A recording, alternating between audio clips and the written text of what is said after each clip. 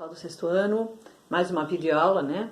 Apesar da gente estar morrendo de vontade de estar junto, a gente tem que ter um pouquinho de paciência, né? E, novamente falando para vocês, o que vocês não entenderem, postem lá no YouTube que eu estou respondendo as questões que alguns alunos estão perguntando, alguns pais estão perguntando, tá bom? Então hoje nós vamos falar um pouquinho sobre textos, né? Texto opinativo e texto informativo. Então assim, isso vocês vão ter no livro de vocês, tá? Na página 144, tá bem? Então, o que são textos informativos? Textos informativos são aqueles baseados em fatos reais, comprovados, né? Que são as notícias de jornal, as reportagens, então são textos informativos, tá? Que tem como função informar o leitor sobre determinado assunto. E os textos opinativos são, como o nome já fala, são as opiniões de quem escreve, tá? Então, é o ponto de vista de quem escreve. Não quer dizer que seja o ponto de vista de quem lê, tá bem? Então, o texto opinativo, ele serve para elucidar o leitor sobre a sua opinião, sobre o que você pensa de determinado assunto, tudo bem? Então, vocês vão fazer sobre esses três tipos de texto, né? Opinativo e informativo, vocês vão responder para mim as questões da página 144 até a 146, tá bem? Então, vou marcar aqui para vocês não esquecerem. Página 144 a 146, tá aqui.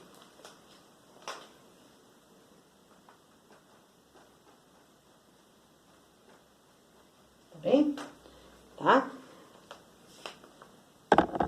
Consegui comprar um pincel de louça branca, tá vendo? Então tá. A próxima coisa que nós vamos ver é sobre listas, né?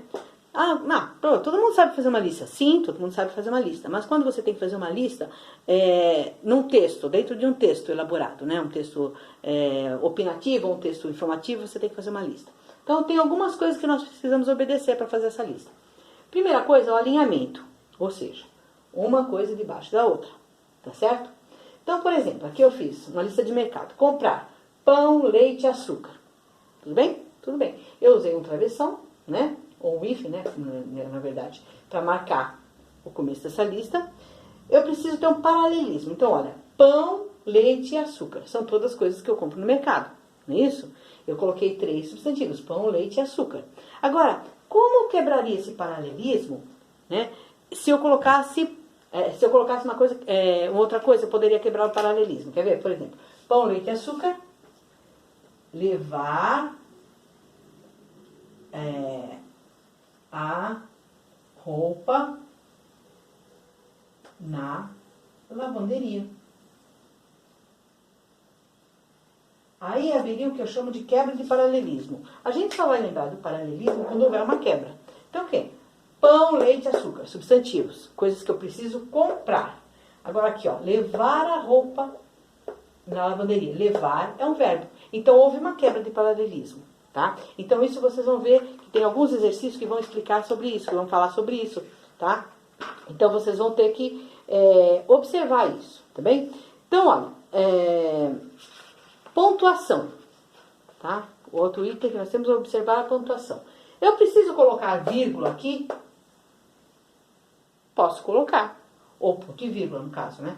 Mas não é necessário. Quando eu faço uma lista, eu só preciso observar os marcadores dos itens e os 2 pontos quando eu começo a lista. Comprar ou lembrar de, tá? E não preciso, na verdade, não preciso falar pão, ponto final, leite, ponto final. Não precisa ser observado essas pontuações que a gente usa no texto corrido, tá bem? Então, na página 147, nós vamos ter essa parte do paralelismo e vamos ter uns exercícios, página 148 e 149, tá bom? Tá? Aí, gostaria que vocês fizessem também o desafio da página 150, tá certo? O desafio aqui é um texto instrucional. O que seria o texto instrucional? Vamos ver se vocês lembram. Texto instrucional é aquele que dá uma instrução. Então, o manual de uso de um aparelho, uma receita médica. Lembra que eu falei para vocês a receita médica? O médico não vai colocar, por favor, tome uma colher de chá. Não, ele vai, tome uma colher de chá 3 vezes ao dia, né? Tá? Então, são textos bem específicos. Eles não pedem, eles são usados sempre no imperativo, né? O modo imperativo, alguém que ordena, que faz uma ordem, e sempre muito esclarecedor, uma receita, né? Coloque 3 colheres de açúcar. Ele não vai falar, por favor, coloque. Não, coloque, tá? Então, bem esclarecedor. E não vai falar, mais ou menos, são precisos, tá bom? Então, ele vai pedir para vocês fazerem um texto opinativo, tá?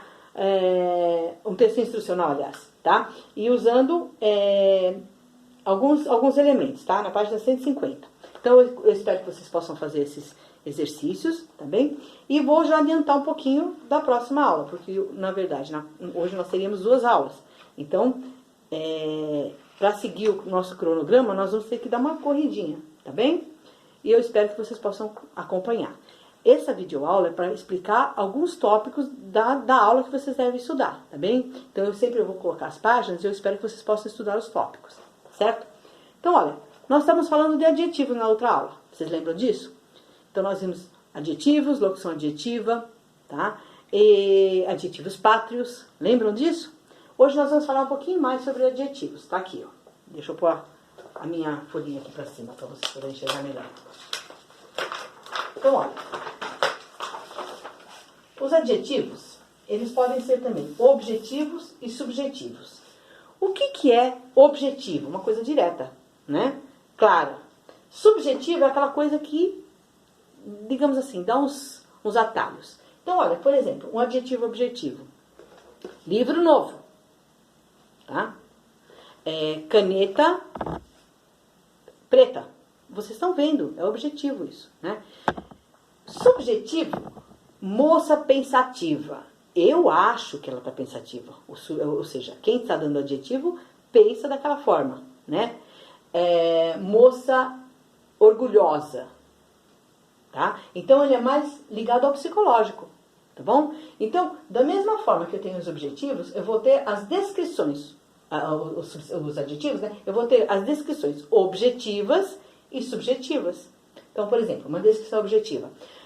Menino, 12 anos, alto, magro, cabelos loiros e olhos azuis. Objetivo, né? Subjetiva.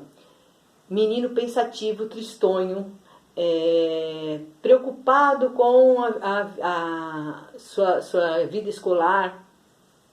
Descrição subjetiva, depende do meu ponto de vista, tá bom? Tudo bem?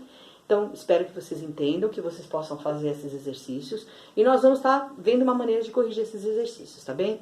Um beijo e até a próxima aula.